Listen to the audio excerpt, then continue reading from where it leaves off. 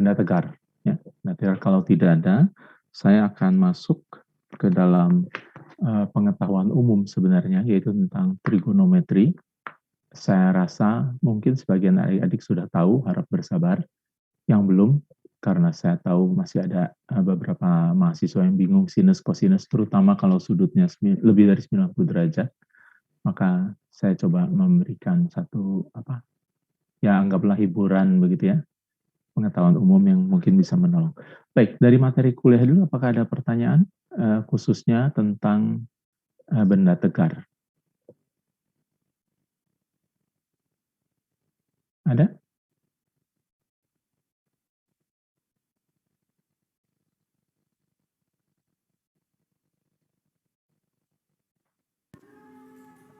Tidak ada ya? Oke.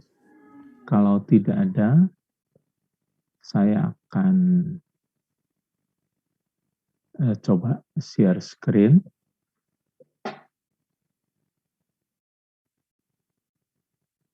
Saya sudah siapkan PowerPoint-nya.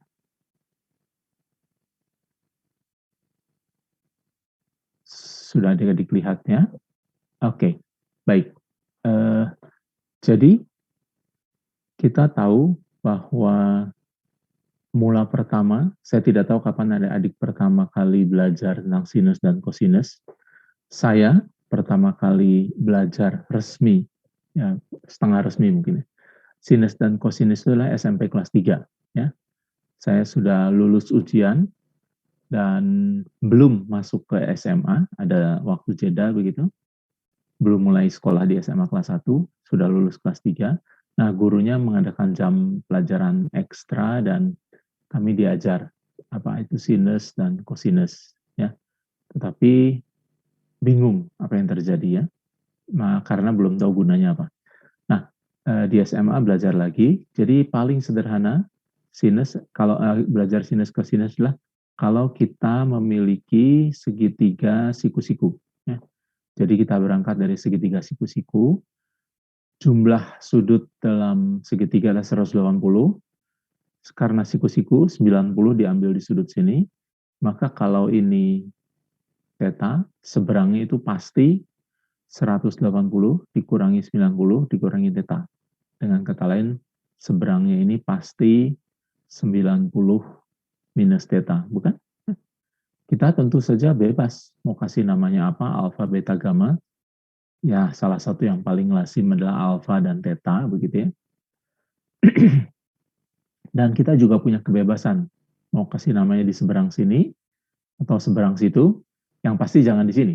Yang ini 90 derajat, tidak bisa ditawar ya, siku-siku. Nah, kalau saya beri nama di sini, maka kita bisa katakan bahwa sinus theta adalah perbandingan antara sisi di hadapan theta, sisi di hadapan adalah ini, dengan sisi miring. Sisi miring itu apa? Sederhana, sisi yang paling panjang. Ya. Tidak mungkin tertukar. Ya. Yang vertikal dengan yang horizontal, dengan yang Pitagorasnya, itu pasti Pitagorasnya lebih panjang. Jadi, sinus dan kosinus adalah sesuatu dibagi dengan yang paling panjang. Ya. Itu berangkatnya segitiga siku-siku, yang paling panjang mana, itulah menjadi pembaginya. Nah, apakah sinus dan kosinus itu mana yang lebih pendek, mana yang lebih panjang? Bukan. Ya. Kalau saya buat tetanya besar, maka yang vertikal ini lebih panjang dari yang horizontal. Kalau saya buat tetanya sangat kecil, maka yang vertikalnya ini pendek, yang horizontalnya panjang. Ya. Sehingga cara menghafalnya adalah sinus theta adalah sisi di hadapan theta dibagi sisi yang paling panjang, sisi miring. Sedangkan kosinus adalah sisi pengapit yang mengapit theta, tentunya dengan sisi miring, dibagi dengan sisi miring. Ya, yang dibagi dengan yang paling panjang.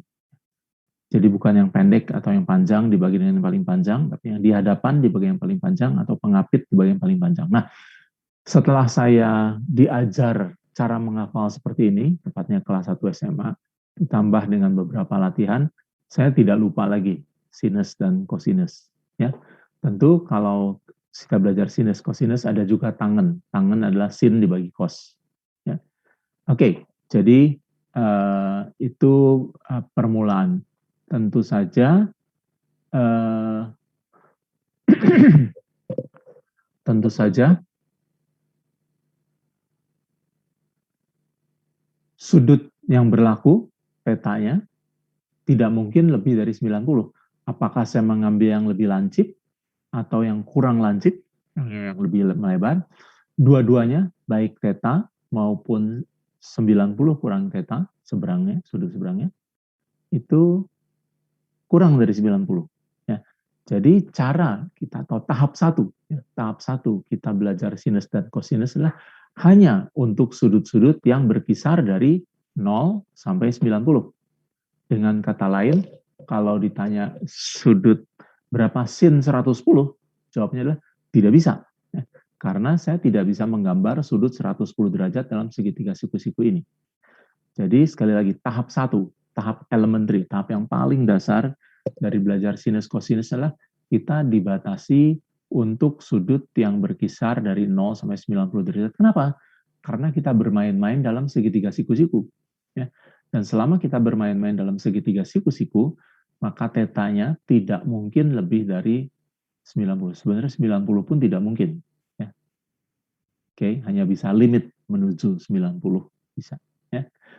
Oke, jadi karena itu kita perlu menggunakan cara yang lain supaya kita, ya kalau untuk SMA, mungkin sudutnya berkisar dari 0 sampai 90 juga cukup ya. Tapi SMA kelas 3 mungkin menjelang mahasiswa harus ada sudut yang lebih dari 90, sudut tumpul, bahkan sampai 360, bahkan bisa juga sin 583. Ya. Bahkan juga sin 100.052, bisa saja begitu ya. Ya. Tak berhingga sudutnya, tapi kita tahu bahwa setiap kali lewat 360 derajat dia berulang. Ya. Jadi sinus 1 sama dengan sinus 361 sama dengan sinus 721 dan seterusnya. Ya.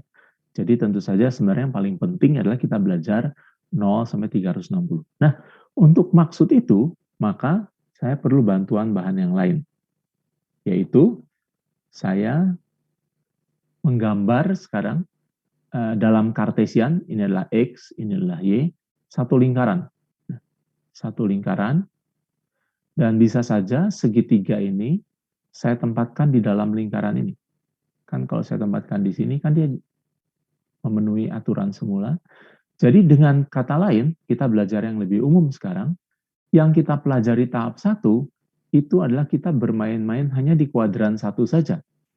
Tapi sekarang, kita masih punya kuadran 2, kuadran 3, dan kuadran 4. Sinus kita di sini berkisar dari 90 sampai 180. Di daerah sini, sinus dari alfa ya, atau theta ya. Theta kita maksudnya. Theta kita berkisar dari 90 sampai 180.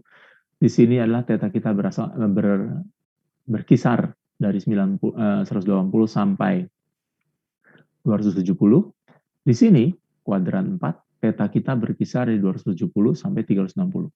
Nah, sebagai catatan, kemarin saya sudah sebut, patokannya sudut 0 adalah sumbu X positif, dan dihitung berlawanan arah jarum jam. Ya. Jadi kalau di sini, itu berarti sudutnya dari sumbu X positif, hitung ke sana. Atau kalau dia di sini, di arah tenggara kurang lebih, saya bisa menghitung sudutnya adalah lebih dari 270 plus sesuatu, atau saya bisa katakan minus sesuatu, tapi kalau minus pakai sudut yang dihitung dari sini. Ya. Oke, ya. Tentu saja di sini juga bisa minus. Kalau di sini minusnya adalah minus 90 masih tambah lagi sesuatu. Ya, kalau di sini ini kira-kira minus 120 sama dengan plus 240. Ya, karena kalau adik-adik hitung 90, 180 ditambah 60 itu 240. Oke, jadi kalau sudutnya minus itu searah jarum jam bergeraknya. Kalau yang normal, positif, ya dari kuadran 1, 2, 3, 4. Nah, waktu SMA, saya tidak tahu cara lain yang lebih baik. Pokoknya saya bisa ujian, supaya saya bisa ujian dengan cara halal, tidak nyontek. Maka saya ngapalin. Ngapalinnya adalah S STC, ya. STC atau CTS, terserah. Ya. STC atau CTS. Gimana? Nah, karena di kuadran 1, seluruhnya, baik sinus maupun kosinus, dijamin positif. Ya. Di kuadran 2, hanya sinus yang positif. Karena itu saya bilang ini S. S-nya positif, sinus, yang lainnya negatif. Di sini T-nya, tangan positif, yang lain negatif. Di sini C-nya, kosinus, yang positif, yang lain negatif. Nah, jadi ini adalah cara saya dulu waktu SMA ngapalin. STC atau CTS. Ya. Kosinus, tangan, sinus, yang positif, yang lainnya negatif. Kecuali kuadran 1, seluruhnya, baik sinus maupun kosinus positif. Oke, itu adalah salah satu cara menghafal. Ya. Kalau saya terpleset kulit pisang, T-nya di mana ya? Ada huruf S, ada huruf T, ada huruf C, begitu ya. Yang mana apakah CTS, CTS, atau STC? Nah, jadi saya perlu cara lain untuk menghafal. Nah, waktu saya kuliah, saya diajari oleh seorang dosen, seperti saya ngajar adik-adik sekarang, cara menghafal yang saya ingat sampai sekarang. Bagaimana caranya? Saya buat satu titik. Ya, di satu lingkaran ini, sebut saja titik A, cukup bebas di mana saja, tapi saya minta jangan dekat-dekat 45 derajat. Kenapa? Nanti kita lihat. Ya. Jadi boleh dekat ke sumbu Y, boleh dekat ke sumbu X, saya sarankan dekat ke sumbu X lebih baik, jadi antara 0 sampai 30 lah, jangan dekat-dekat 45 ya. Kita lihat nanti kenapa sebaiknya jangan 45, supaya sudutnya ini jelas-jelas lancip. Ya. Dan sisanya itu lebih besar, yang dari sumbu X positif lebih kecil. Kalau saya taruh di tengah, nanti kan kurang lebih sudut yang dari X-nya sama yang dari X ke titik A, dari hubung pusat ke titik A, dan sisanya sampai sumbu Y kan kurang lebih sama. Saya tidak mau. Saya pengennya supaya berbeda. Nah, lalu segitiga saya yang di kiri tadi, saya tempatkan di sana. Ya. Saya tarik garis hubung dari pusat ke titik A, tentu saja panjang yang merah ini jari-jari, bukan? Jari-jari lingkaran. Ya.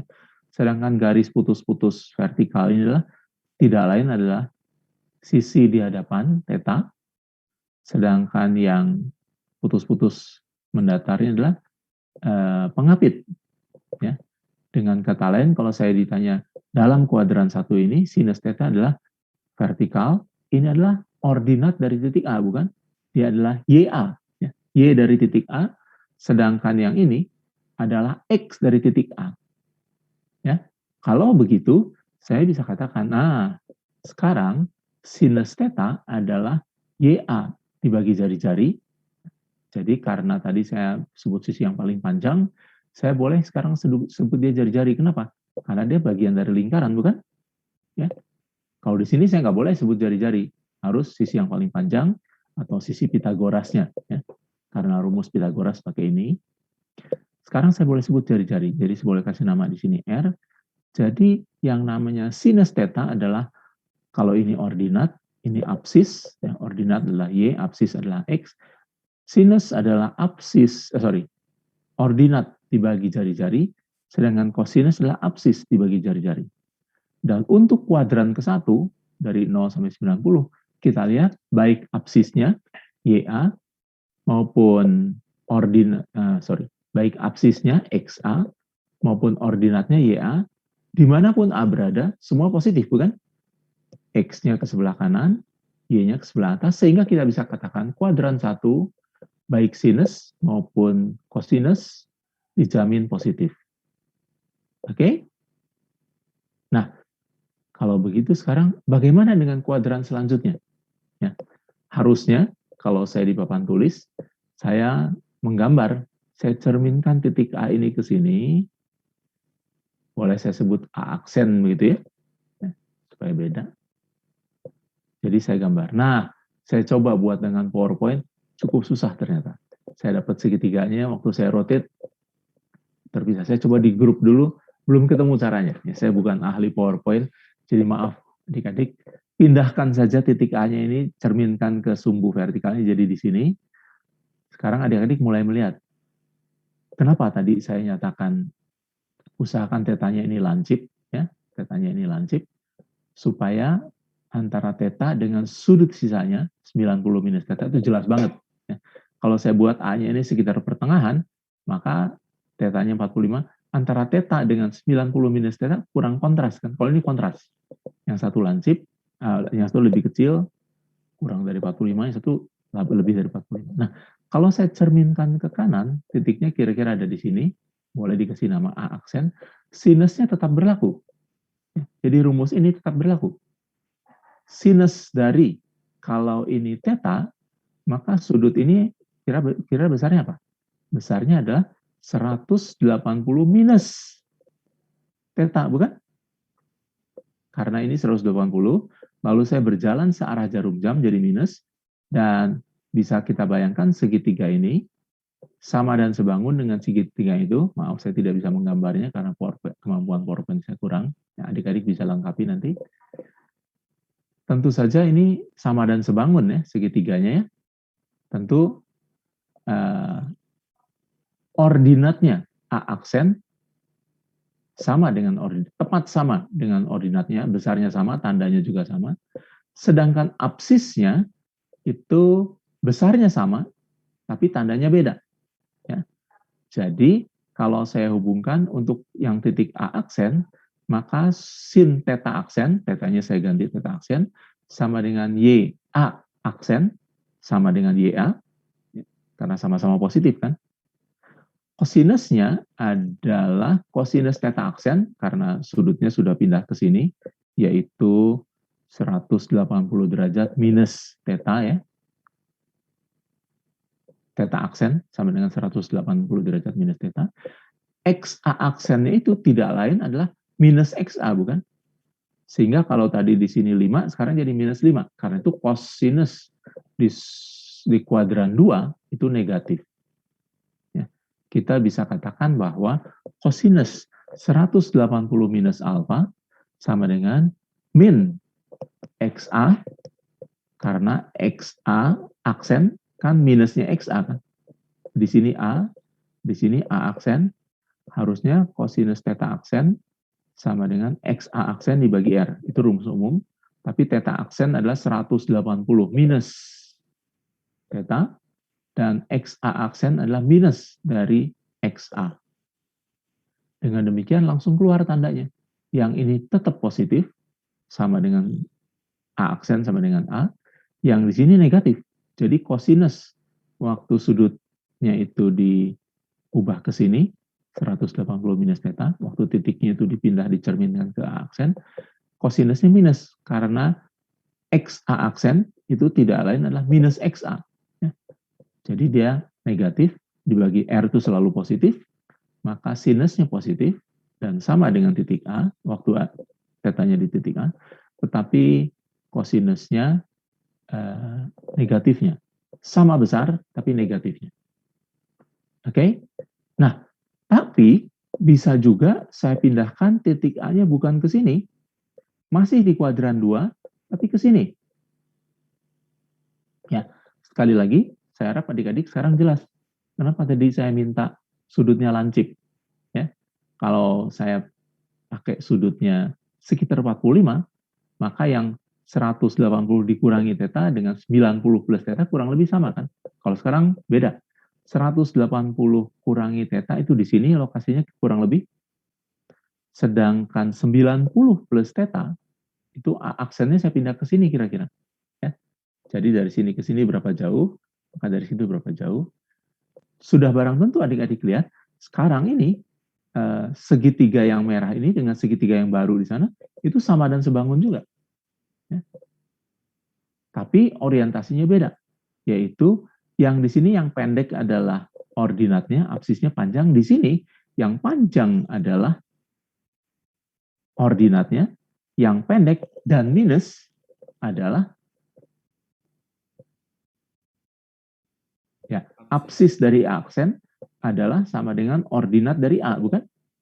Sedangkan, betul ya, absis dari A aksennya ada di sini, maka absis dari A aksen, X A aksen, itu tidak lain adalah minus, karena dia disumbu X negatif, dari YA, bukan? Jadi kalau theta aksennya, kalau A aksennya itu ada di sini, atau kalau adik-adik bingung, buatlah A double aksen gitu ya. A double aksen di sini, maka sudutnya adalah theta double aksen sama dengan 90 derajat plus theta, bukan? Plus theta ya. 90 derajat plus theta. Jadi adik-adik bisa tuliskan sinus 90 derajat plus theta, itu adalah theta double aksen, itu tidak lain bukan YA-nya betul, yaitu YA double aksen dong. Kan di sini titiknya double aksen. Tetapi YA double aksen itu tidak lain besarnya sama dengan XA, bukan? Hanya saja arahnya ke atas. Jadi adik-adik tinggal ganti sinus 90 derajat plus theta adalah YA double aksen alias XA, bukan? YA double aksen itu dari titik 0 ke sini, kurang lebih, itu kan persis sama dengan ini. Ordinatnya titik A double aksen itu identik dengan absisnya titik A, betul? Dan absisnya dari titik A double aksen itu tidak lain tidak bukan adalah minus dari ordinatnya titik A. Jadi waktu kita bahas kosinus 90 derajat plus theta, karena A double aksen ada di sini, itu tidak lain X A double aksen, absis dari A double aksen, tapi A aksis double aksen itu pertama negatif, dan besarnya sama dengan YA. Jadi minus YA bagi R. Yang ini plus XA dibagi R. Dengan demikian, seluruh urusan di kuadran kedua selesai. Ya. Kuadran ke-1 tidak ada masalah, semua positif. Kuadran kedua ada dua kemungkinan. Kemungkinan pertama adalah 180 minus theta, jadi A-nya dicerminkan ke sini. Atau bisa juga 90 plus theta. Nah, yang mana yang mau dipakai hasilnya sama. Sinusnya positif, kosinusnya negatif. Oke. Jadi adik-adik tidak perlu lagi menghafal. Di sini adik-adik bisa menghafalkan ya. Cos 90 minus theta adalah sinus theta.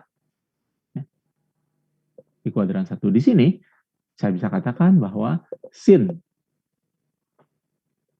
90 plus theta, yaitu saya pindahkan A-nya ke sini, jadi A double aksen, saya bisa lacak. Y-nya, rumus ini tetap, hanya saja A-nya diganti A double aksen, tetapi Y A double aksen itu tidak lain adalah segmen ini, yaitu XA. Ya.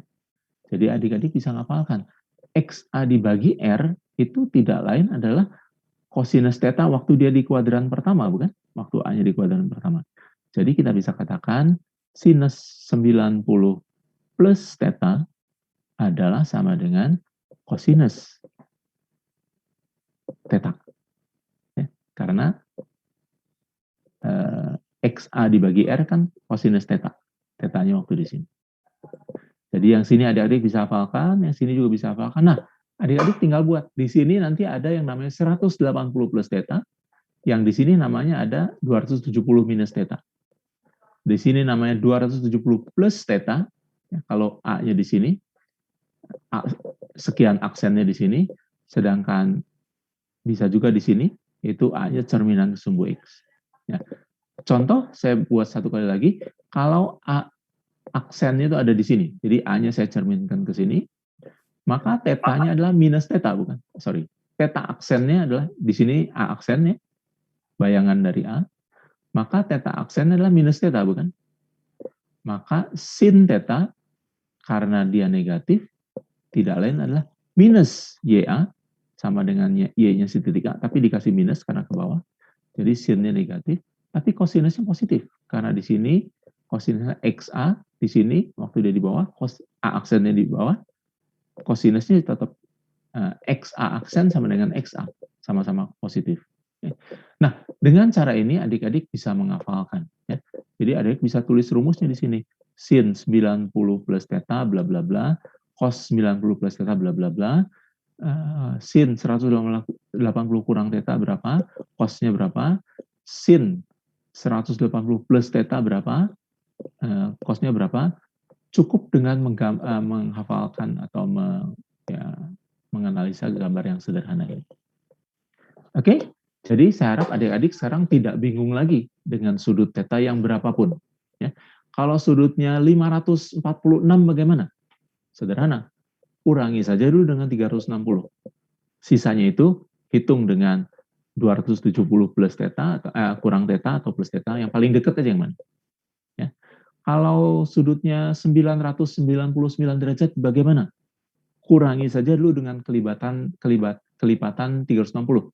Tentu saja dikurangi 720, sisanya berapa? Nah, sisanya itu tolong nyatakan dalam 270 plus theta, atau 270 kurangi theta, atau 180 plus theta, dan seterusnya. Dengan sifat dasar ini keluar.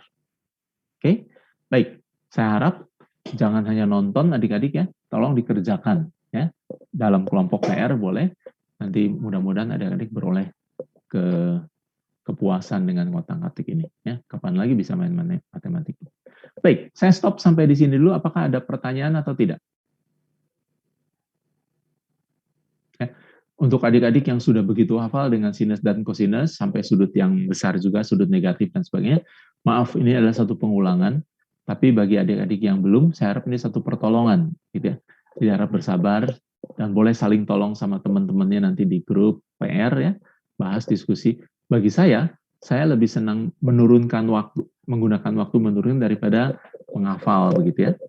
Ya mungkin karena kepala saya sudah penuh, jadi kepala saya pakai untuk menghafal yang lain. Saya menghafal, tapi sesedikit mungkin yang saya bisa turunkan, saya turunkan. Melatih otak juga begitu ya. Tidak ada pertanyaan? Oke, saya lanjut ya. Mau bertanya. Oh ya, ya Muhammad Ikhlas ya. Saya mau bertanya tentang sudut istimewa, Pak. Kan sudut istimewa itu kita dapat 30, 45, 60, 0, sama 90.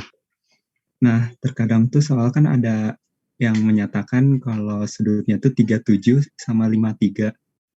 Nah, itu kenapa kita dapat pastinya tuh 0,6 ya, Pak? Padahal kalau dalam kalkulator tuh tidak pas gitu. Ya, itu pendekatan ya. Jadi kalau segitiga siku-siku yang saya sebenarnya yang salah kalkulatornya loh. Sorry, bukan. Nanti saya bahas sebentar. Kalau saya share screen lagi sekarang. Oke, kalau saya pakai segitiga siku-siku ini, ininya kebetulan 3, ininya kebetulan 4, maka Pitagorasnya adalah sisi paling panjang sama dengan 4 kuadrat ditambah 3 kuadrat. 4 kuadrat adalah 16, dan 3 kuadrat adalah 9. 9 ditambah 16 ditambah 9 adalah 25, dan akar 25 adalah 5. Jadi kita punya segitiga siku-siku yang agak ajaib, yaitu 3, 4, 5. Nah, tentu saja tetanya ini, kalau sisinya istimewa, 3, 4, 5, tentu saja sudutnya tidak istimewa. Ya. Dicarilah berapa sih yang paling dekat. Nah, keluar sudutnya 37. Sebenarnya adalah 37, sekian. Ada koma-komanya. Tapi untuk kemudahan dan penyederhanaan, ternyata tetanya paling dekat, sama saja pi itu berapa sih? Pi itu 3,14. Kalau dicek di kalkulator 3,14 bla bla bla bla bla bla bla begitu ya. Ada sampai 10 angka di belakang koma. Sebenarnya yang lebih tepat adalah 22/7 ketimbang 3,14. Ya. Wah, itu sebabnya waktu SD diajarinya keliling lingkaran 22/7 sebenarnya itu adalah pi ya. Ya.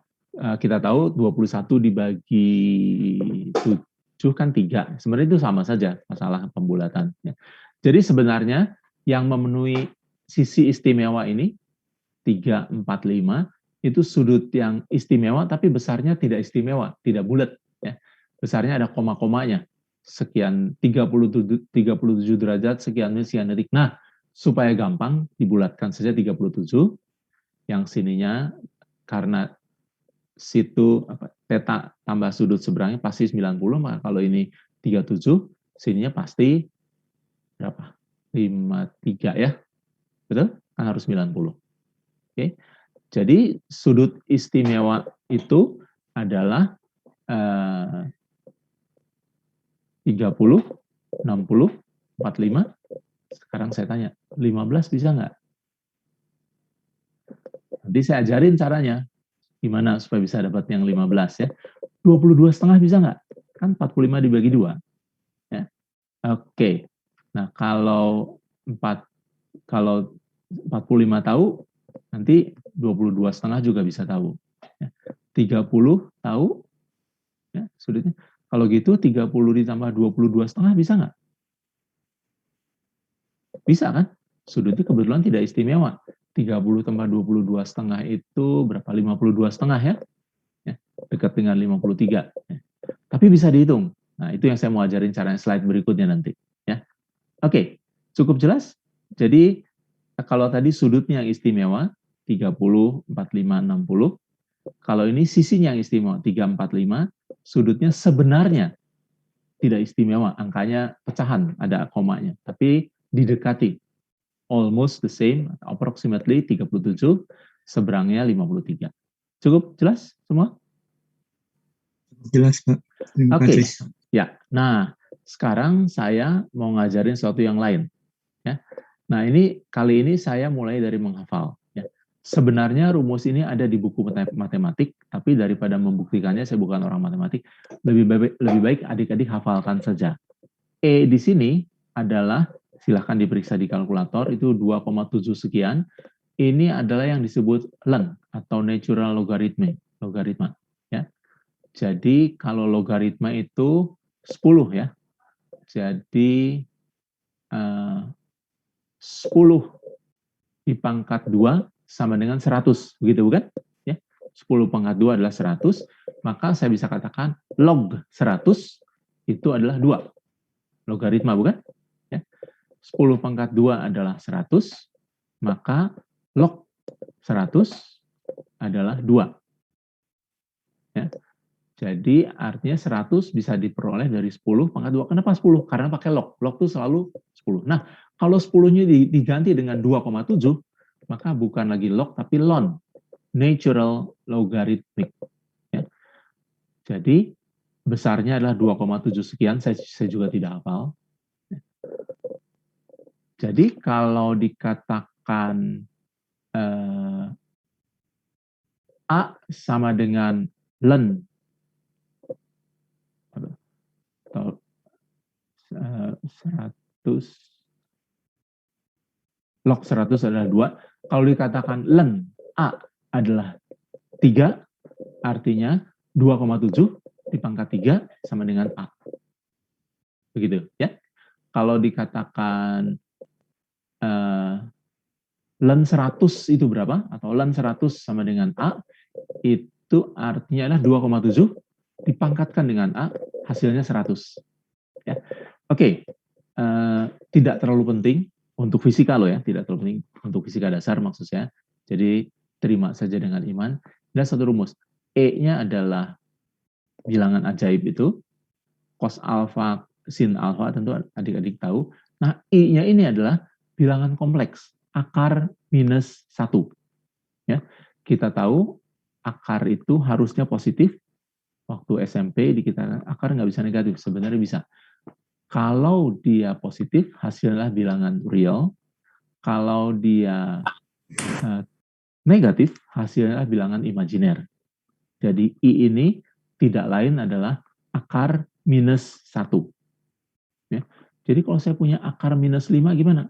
Ya, akar minus 5 adalah akar plus 5 dikali akar minus 1, bukan? Kan kalau akar kali akar masuk ke dalam akarnya.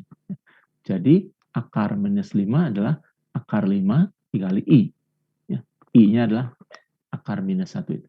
Nah, rumus ini tolong dihafal saja. Karena saya tidak punya waktu untuk menurunkan dan tidak ada gunanya juga. Adik-adik bisa lihat di buku matematik. Lebih baik menghafal saja. Ada yang mengatakan sis alfa. Cos alfa, I sin alfa disingkat jadi sis. C, I, S, lalu alfa. Ya, terserah. Jadi kalau di sini saya lihat nanti, ininya minus bagaimana? Nah, kalau dia minus, di sininya juga minus. Cosnya tetap positif. Ya. Jadi, sementara ini cukup satu aja yang dihafal dulu.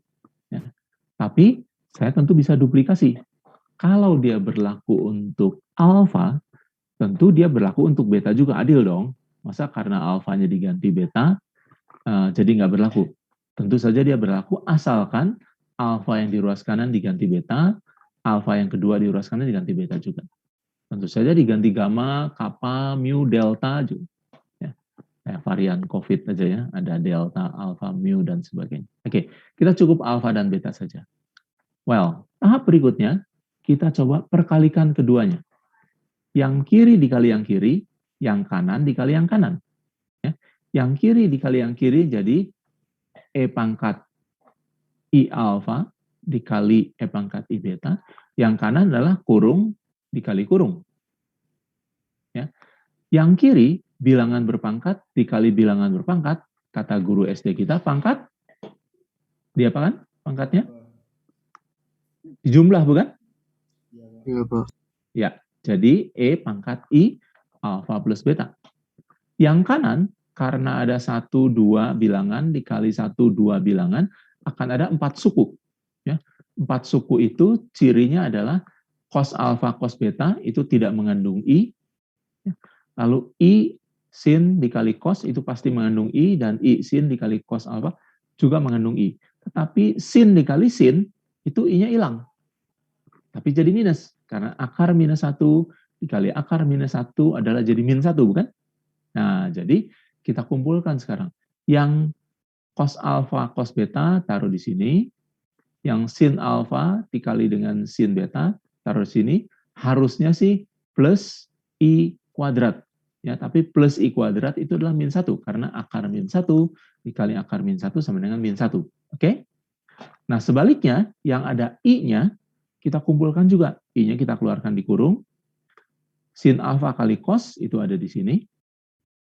Yang berikutnya adalah sin beta dikali cos alfa, bukan? Sin beta dikali cos alfa. Oke? Jadi ini cuma perkalian sederhana saja.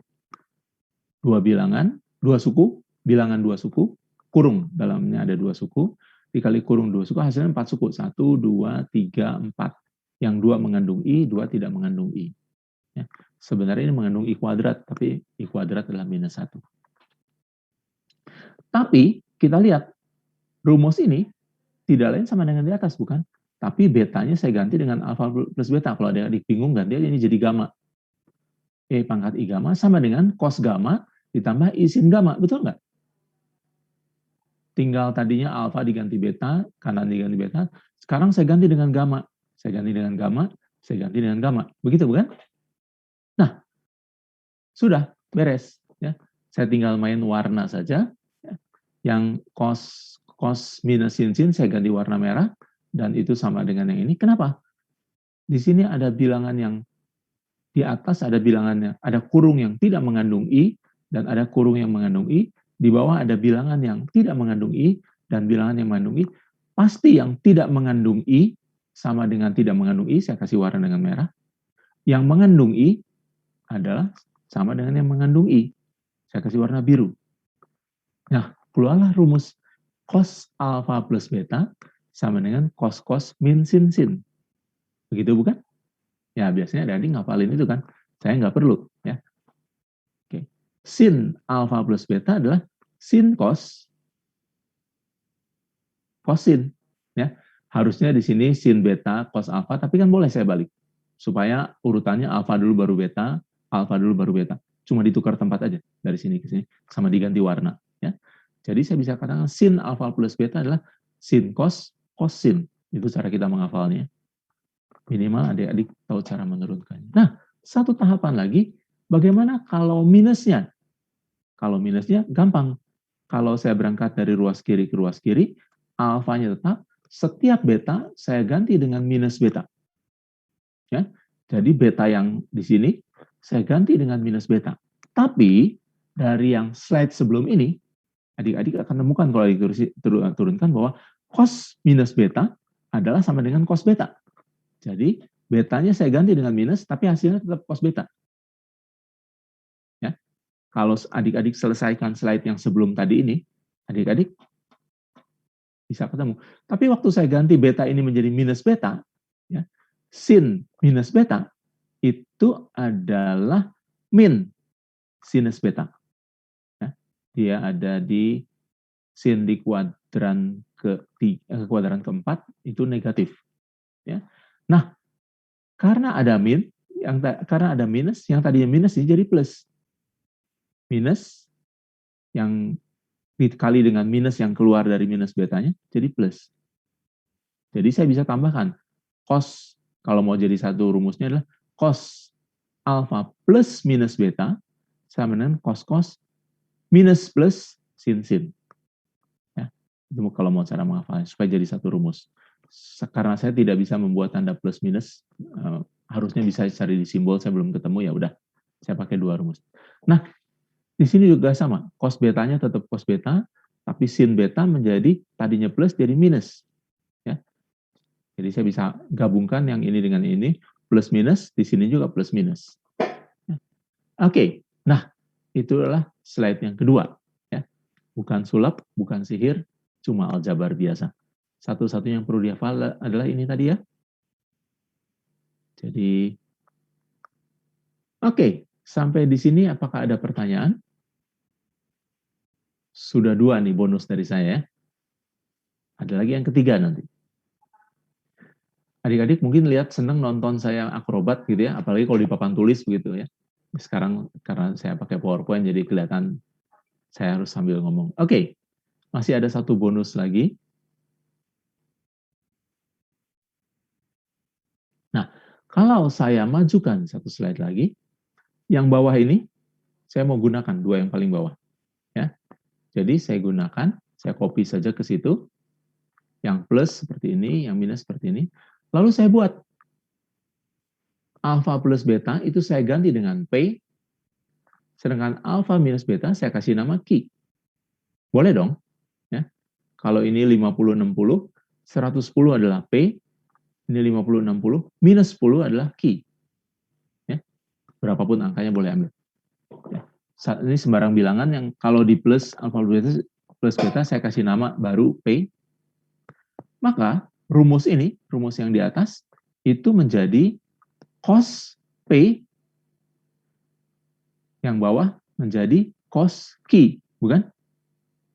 Nah, kalau saya jumlahkan yang merah di atas dengan yang merah di bawah, saya punya cos P plus cos Q. Atau saya ambil yang kanan, sin P plus sin Q, bukan? Ya, sin P plus sin Q. Dan kita lihat, berarti yang ini harus dijumlahin juga dong. Waktu dijumlahkan, yang ini jadi 2 kali lipat, yang ini jadi hilang. Karena 1 plus 1 minus dijumlahkan kan hilang. Yang kosinus juga sama nanti.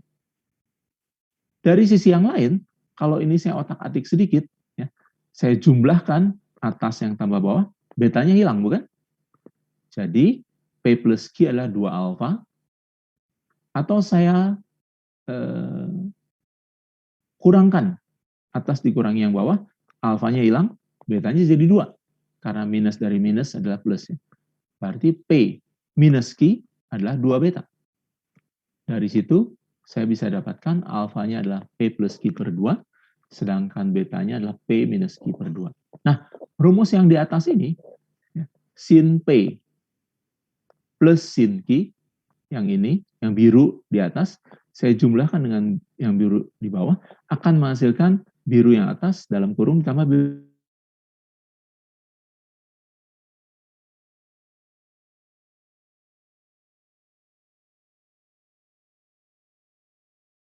per 2, cos P minus Q per 2. Saya kira ini juga adik-adik sudah hafal. Ya. Nah, silahkan. Kalau adik-adik mau menghafal terus, silahkan. Tapi saya paling tidak memberi tahu bahwa rumus-rumus yang ngejelimet dihafalkan itu sebenarnya bisa dilacak. Gitu. Nah, kalau saya lupa, saya ngotak-atik 3 menit selesai. Ya. Tapi biasanya, kalau saya lagi pas mengajar semester kayak sekarang ini, nanti pas ngajar gelombang, ya saya hafal, karena itu banyak dipakai. Kalau pas saya nggak pakai atau pas saya nggak ngajar fisika dasar, buat apa taruh di kepala saya? Yang penting saya tahu cara mendapatkannya bagaimana. Ya. Jadi saya mengurangi menghafal dengan cara menurunkan sebagian. Nah, yang trik yang saya berikan hari ini adalah bagaimana dengan matematika yang sederhana, adik-adik bisa menurunkan sesuatu yang selama ini adik-adik pikir hanya bisa dihafalkan. Ada 3 ya, Yang pertama adalah yang sudut sinus kosinus sampai sudut negatif. Yang kedua adalah sin dalam kurung alfa plus beta atau alfa minus beta, cosnya juga. Yang ketiga adalah sin P plus sin Q, ya, sama dengan bla bla bla. Oke, saya kira selesai itu bonus dari saya. Silahkan kalau adik-adik ada pertanyaan, ada komentar, ada yang mau kurang jelas mau diperdebatkan, boleh gitu. Silakan. Pak, izin bertanya Pak. Ya, Arli. Izin bertanya Pak, kalau misalkan kuis esai ya kayak Bapak waktu itu yang pas GLBB Pak, yang pas kinematika, itu kan esai, terus Bapak setelah hari itu melarang kita memberitahu kalau beberapa rumus harus diturunkan dulu kan ya Pak. Yang V rumus sekunder. kuadrat. Iya Pak. Jadi apakah misalkan kalau ada soal untuk menggunakan rumus yang tadi, apakah juga harus diturun kayak tadi Bapak gitu Pak? Untuk di esai. Sebenarnya gini, tidak ya, kalau mau aman. Tapi gini, mungkin saya berangkat dari situasi sekarang dulu. Selama situasi saat ini, kan pandemi ya, pasti online kan, tidak mungkin keluar soal esai panjang. Ya. Yang keluar adalah pilihan berganda dan isian singkat.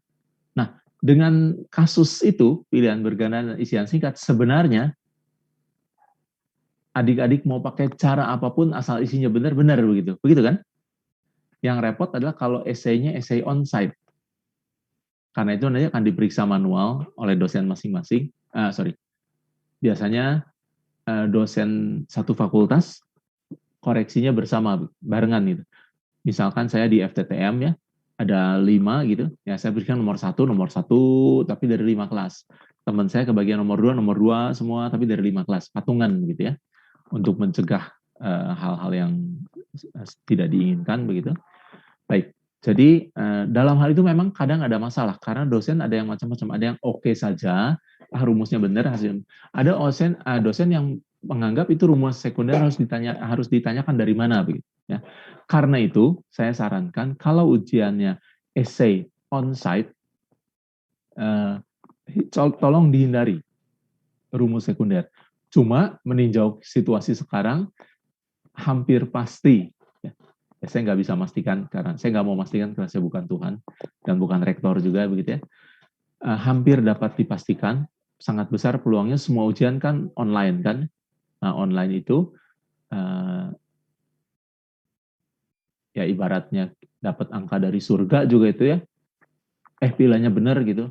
Nah, tentu saya tidak sarankan minta ujian dari surga. Ya, ujian harus ada yang belajar ya, jangan minta tolong sama Tuhan. Kan yang ujian Anda bukan Tuhan. Nah, boleh minta Tuhan tolong kuatkan, cerdaskan, tapi jangan minta Tuhan suruh hitung sinus 37 berapa begitu ya.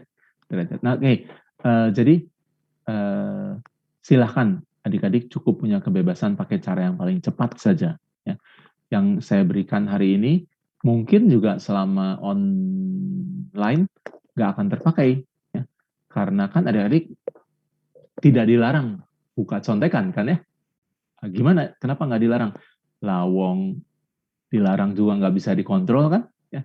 Bahkan kasarnya kalau adik-adik mau pakai joki juga bisa. Ya. Tapi itu menipu diri sendiri. Mungkin adik-adik kalau pakai joki atau orang lain yang mengerjakan begitu, lah kita kagak tahu. Yang tahu kan cuma Tuhan. Ya. Saya dosen, tidak ada dosen yang maha tahu seperti Tuhan kan. Jadi kalau adik-adik main curang juga kita nggak tahu. Tapi saya kira itu menipu diri sendiri. Mungkin dalam jangka pendek itulah satu keuntungan, tapi dalam jangka panjang itu adalah satu yang memalukan, begitu ya. Nanti adik-adik cerita sama anak, sama cucu, waduh, mau cerita waktu mahasiswa gimana, malu habis nyontek begitu ya. Nah jadi tolonglah berusaha jujur, walaupun mungkin kalau disebut peluang ada tuh sangat ada. Jadi adik-adik jangan berpikir kami tidak tahu kemungkinan kami tahu ya. Cuman apa mau dikata ya? Kalau adik-adik kami paksa datang ke Bandung atau ke Jatinangor, ya juga kami tidak bisa menjamin tidak ketularan. Lalu apa kata orang tua adik-adik gitu, nih dosen kurang ajar banget begitu ya. Apalagi kalau sampai ada yang sakit atau bahkan meninggal begitu kan, kami nggak mungkin menanggung itu. Nah, ini adalah satu kendala ya. Jadi tolong hargai kejujuran adik-adik masing-masing. Tapi yang saya berikan tadi kalau mau dikerjakan, anggaplah bonus untuk pengetahuan. Misalkan gini, setelah pandemi selesai, adik-adik mau ngajarin anak, bisa pakai cara kayak begitu ya. Waktu anak-anak kami SD, ya, kami mengajarkan anak-anak kami yang disebut cara jembatan. Ya. Kalau 2x plus 3 sama dengan 5, begitu ya. Nah, bagaimana menyelesaikannya? Tanda sama dengan itu saya bilang sebagai jembatan. Oke, yang tidak mengandung X dilewatkan, dipindahkan ke kanan lewat jembatan, tapi lewat jembatan tandanya berubah. Jadi 2X plus 3 sama dengan 5, waktu 3-nya pindah ke kanan, plus jadi minus. Ya, 5 kurangi 3 jadi 2 kan. Berarti 2X sama dengan 2, X sama dengan 1. Nah, caranya berbeda dengan apa yang diajarkan sama guru-gurunya. Tapi saya katakan, sampai SMP, SMA, anak-anak kami tidak pernah bingung. Ya, karena dia memilih cara, mengikuti cara kami yang menurut dia paling cocok untuk dia. Ya sudah, beres kan. Apakah cara yang diajarkan sama gurunya itu sesat? Sebenarnya enggak juga. Cuman kan untuk tiap orang ada yang paling nyaman begitu kan. Makanya saya bilang tadi kalau ada adik-adik senangnya menghafal silahkan. Tapi kalau pengen ngotak-ngatik keluar, ya, ini anggaplah bonus pengetahuan umum. Ya. Jadi jawabnya tidak harus diturunkan karena ujian kita online pilihan berganda dan isian singkat. Tapi kalau kasusnya ujiannya kasusnya itu esai on-site, nah mungkin perlu dipertimbangkan. Pakai rumus yang paling aman, yang tidak bisa dipertanyakan oleh dosen yang paling cerewet sekalipun begitu. Oke? Cukup jelas ya? Cukup jelas Pak, makasih Pak. Oke, sip. Ada lagi yang lain?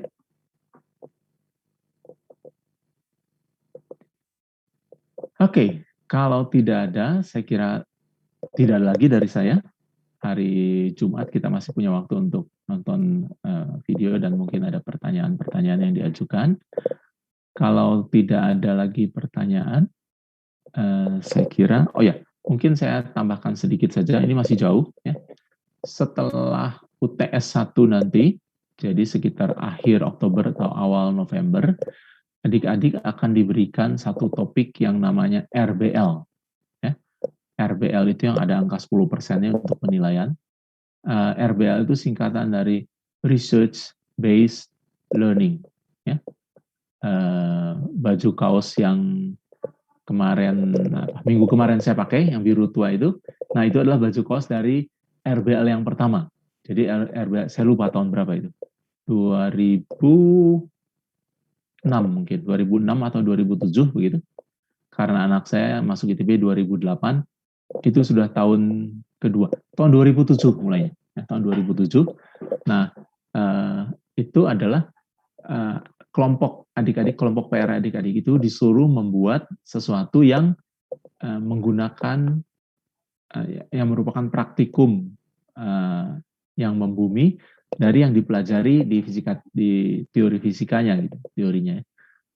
RBL yang pertama adalah membuat peluncur peluru gitu, atau bola atau apa ya, kelereng atau apa, seperti orang main basket sebenarnya. Jadi ada ring besar, ring kecil. Nah dari jarak berapa meter ditembakkan pelurunya itu, ya, dikasih kesempatan 3 kali masuknya kemana? Seperti orang main panah-panahan begitu ya, masuknya di mana? Menarik ya. Tahun 2008 itu semester 1 ada mekanika, semester 2 kelistrikan. Tahun 2008 pas angkatan anak saya, waktu kelistrikannya itu dia jadi juara grup kelasnya, jadi juara yang kedua kalau nggak salah. Ya. Dan saya dapat kehormatan waktu itu karena waktu saya ngajar 2 kelas, dua-duanya juara. Ya. Satu saya lupa, satu FTTM kalau nggak salah, satu FTI. Ya. Dua-duanya juara, satu juara keberapa, satu juara keberapa begitu ya. Bukan juara pertama tapi juara pertamanya yang lain, tapi saya merebut 2 gelar juara begitu. Karena megang 2 kelas ya. Nah, Jadi tujuan utama dari RBL ini adalah fun, ya, senang-senang. Ya. Memang ada nilainya, tapi nilainya juga disebut menolong, yang nggak terlalu menolong karena cuma 10%. Lalu kalau adik-adik, ya kalau 10%, kisaran nilai RBL tuh kalau adik-adik buat, asal buat saja begitu, kira-kira nilainya 60. Kalau sampai nggak buat ya kurang dari, atau curang, tidak jujur, pakai alat orang lain gitu ya, bisa kurang dari 60. Kalau normal-normal saja itu 60. Kalau paling bagus juga paling 90 nilainya. Ya.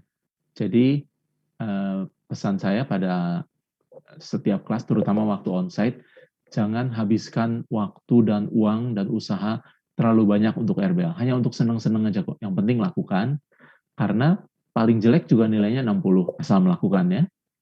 Paling bagus juga 90. Kalau diambil 10%, yang 1 6, yang 1 9, selisih 3 kan. 3 itu besar atau kecil? Memang besar ya selisihnya. Tapi sebenarnya dari praktikum Anda bisa dapat, kalau praktikumnya 80 diambil 20% kan sudah 16 begitu ya, jauh lebih banyak. Jadi yang penting adalah untuk senang-senangnya itu. Nah, dengan pandemi ini RBL tadinya terpikir mau dihapuskan, tapi akhirnya tetap dipertahankan. Jadi adik-adik kerjanya bisa jarak jauh ya. Nah, tapi mungkin harus patungan. Jadi seorang kerjakan bagian apanya. Nah, kalau bisa bertemu satu kali cukup, tapi kalau beda pulau atau beda provinsi ya nggak mungkin. Ya mau nggak mau harus buat masing-masing, nanti datanya dikumpulkan, dipilih yang paling bagus. Nah, itu kira-kira RBL yang akan terlaksana pada menjelang akhir ujian, akhir semester ini. Setelah ujian, sekitar ujian kedua, itu nanti ada tes RBL-nya, antara ujian kedua dan ketiga biasanya. Dan ya karena semua online, nanti pengujiannya juga pakai video begitu. Oke, jadi itu cuma serba-serbi ke depan. Untuk kali ini temanya belum ditentukan, tapi pasti tema besarnya pasti mekanika. Baik, itu asal untuk informasi adik-adik saja. Baik, kalau tidak ada pertanyaan, kita akhiri saja ya. Memang baru jam 4, tapi ini tutorial. Rasanya saya sudah buka 6-nya. Ya. Nanti saya cek lagi. Tadi pagi saya kerja, rasanya sudah saya buka. Oke. Baik, kalau tidak ada pertanyaan, saya akan tutup. Kita ketemu lagi hari Jumat pagi. Ya. Selamat beraktivitas, jaga kesehatan, dan Tuhan memberkati. Selamat sore. Selamat sore. Terima kasih, Pak. Selamat sore, Pak. Terima Terima kasih banyak, Pak. Terima kasih, Bapak. Sehat selalu, Bapak. Hari